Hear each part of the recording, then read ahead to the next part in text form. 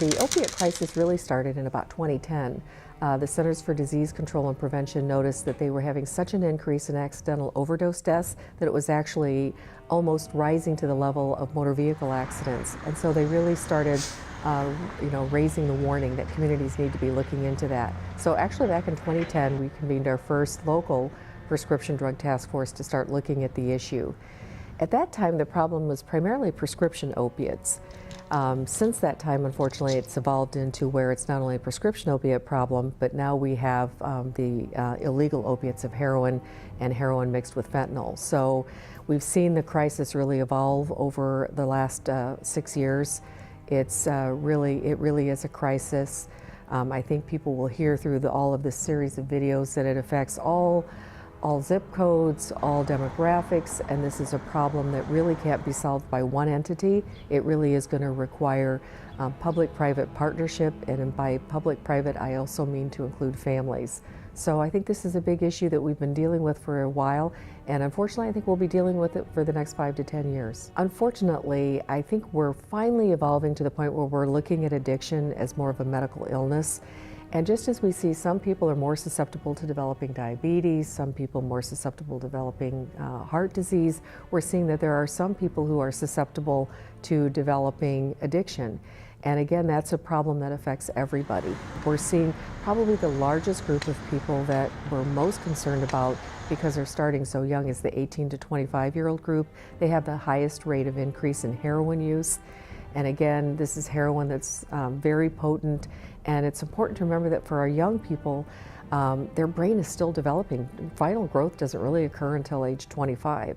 So, and we know that when the brain is exposed to toxic substances during this developmental phase, that it's really much more addictive and causes a lot more serious problems long term. First of all, I think one of the most important things is to talk to your kids, to make sure that you talk to kids. We never had to do that before.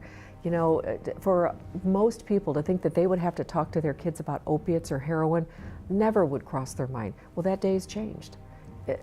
Kids don't fear HIV, they don't fear heroin, they don't think it's a bad thing. We have to actually talk to our kids to make them understand the risk that they're taking, the lifelong risk they're taking. So to have those conversations and to be alert, to be engaged in your children's care. Again, if they're going in and getting a wisdom tooth and the dentist wants to give them 40 Vicodin, no, we only need 4 or 5, that'll be fine.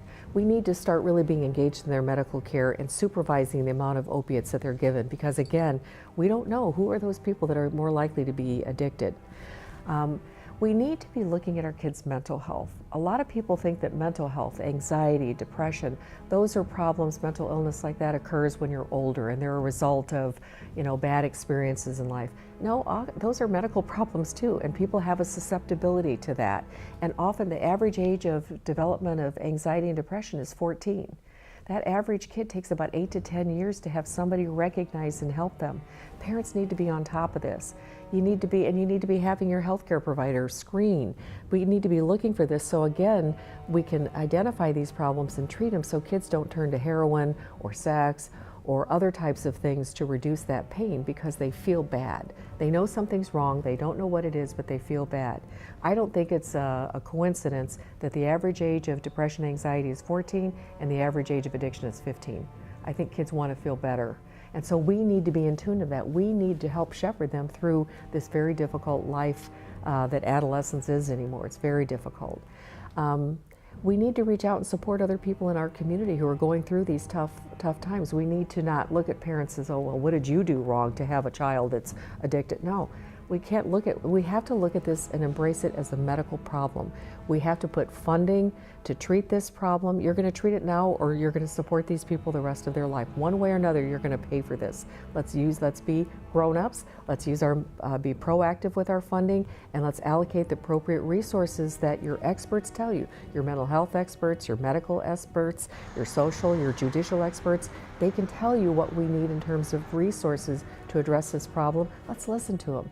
Let's let them have a voice in how we appropriate funding to address this really important issue. And the last thing is we need to open our mind. Some of these things, I get it, they sound counterintuitive. A needle exchange program, what? Doesn't that encourage drug use? what, give people Narcan so they can overdose their child's death? Isn't that going to encourage them to do that? We have to listen to the evidence. These things have been around for a long time. They've been used elsewhere quite successfully, and we have to be willing to engage in some of these, what may seem kind of scary or counterintuitive behaviors. We need to start implementing in our community, because we don't want that 22-year-old to accidentally die who maybe next year would have gotten it together and gone on to be, you know, a really productive, successful member of society. We don't want to pay for a lifelong disease of HIV if a simple needle exchange program can actually help prevent that. So we need to kind of get over our biases towards families, towards addicts, towards programs that we may think, oh, why would we want to do that? We need to look at this as, how can I help solve this problem? I think we need to move in that direction.